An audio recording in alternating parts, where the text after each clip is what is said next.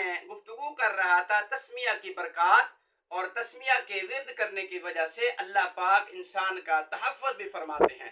تو میں واقعہ نقل کر رہا تھا ایک بیٹی کا جو کہ ہندو گھرانے کے اندر پرورش پا رہی تھی اور جس کا مذہب حق ماشاءاللہ اسلام تھا، اور اسی اسلام کی مذہب کی تعلیمات کی برکت سے وہ ہر کام کو شروع کرنے سے پہلے بسم اللہ پڑھا کرا کرتی تھی.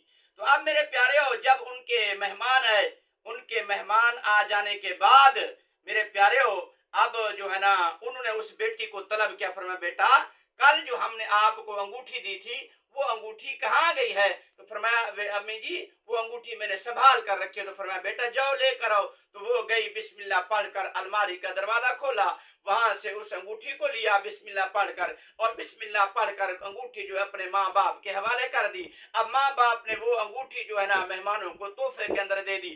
اس جگہ پر وہ اپنی پلاننگ میں ناکام ہو گئے اور وہ حیرت میں پڑ گئے کہ یار کیا چیز ہے جو اس چیز کی حفاظت کر رہی ہے. ہم کوشش کر رہے ہیں اسے مٹانے کی، ہم کوشش کر رہے ہیں اسے ختم کرنے کی، لیکن اس کا یہ تحفظ کیسے ہو گیا؟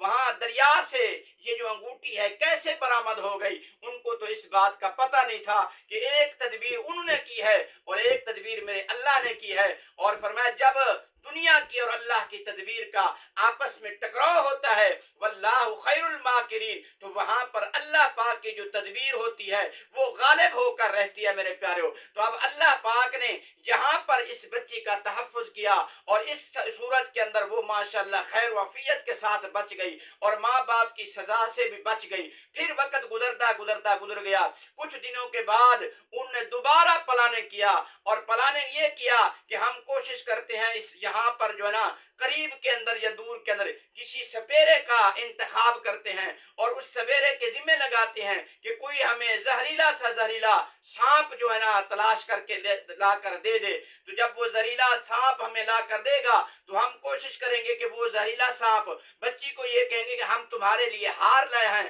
ہم بچی کے گل میں وہی قیمتی ہار پہنائیں گے. وہ زہریلا سانپ ہوگا جو اس کو کیا کرے گا، ڈسے گا، تو جس کے زہر سے یہ ختم ہو جائے گی، اس کی زندگی کا خاتمہ ہو جائے گا. اب انہوں نے یہاں پر یہ پلاننگ کی. اب ماشاءاللہ بچی بھی وقت گزرتا میرے پر گزر گیا. وہ بھی ماشاءاللہ جو کام شروع کیا کرتی تھی بسم اللہ پڑھا کرتی تھی. اب ایک دن والدین نے تقریب رکھی اور مہمانوں کو بلایا، اور مہمانوں کو بلا لینے کے بعد پھر فرمایا آج جو ہے نا ماشاءاللہ مہمانوں کی خدمت کرنے ہوئے ہماری بیٹی نے بڑا اہم کردار ادا کیا ہے. اسی خوشی میں ہم اپنی بیٹی کو انعام دینا چاہتے ہیں. اب انعام کیا تھا؟ وہی سپیرے والا سانپ جو انہوں نے ماشاءاللہ منگایا تھا، اسی سانپ کا انتخاب کیا تھا. اب میرے پیارے انہوں نے وہ سانپ منگایا اور سانپ منگاتے ہوئے وہ سانپ جو ہے نا ایک خاص قسم کے ڈبے کے اندر، خاص قسم کے برتن کے اندر بند تھا. اور بیٹی کو کہا بیٹا ہم تمہارے لیے قیمتی تحفہ لائے ہیں، ذرا اس کو کھول کر تو دیکھو کیا تمہیں یہ پسند ہے.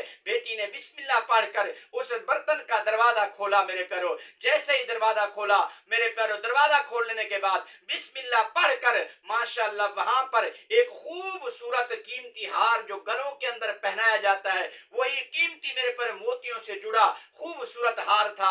بیٹی نے بسم اللہ پڑھ کر وہ ہار گلے میں پہنایا اور سارے مہمانوں کو دکھایا. فرمایا دیکھو یہ مجھے کیسے لگ رہا ہے؟ سب نے کہا بہت پیارا لگ رہا ہے. تو وہ سوچنے پر مجبور ہو گئے کہ کون سی آخر ایسی بات ہے، ہم جیسے بھی کوشش کرتے ہیں اسے نقصان پہنچانے کی، لیکن اس سے کون سی وہ طاقت ہے جو تحفظ دے رہی ہے؟ اور جو تحفظ دینے والی طاقت تھی وہ اللہ کی ذات تھی. اور وہ کیوں؟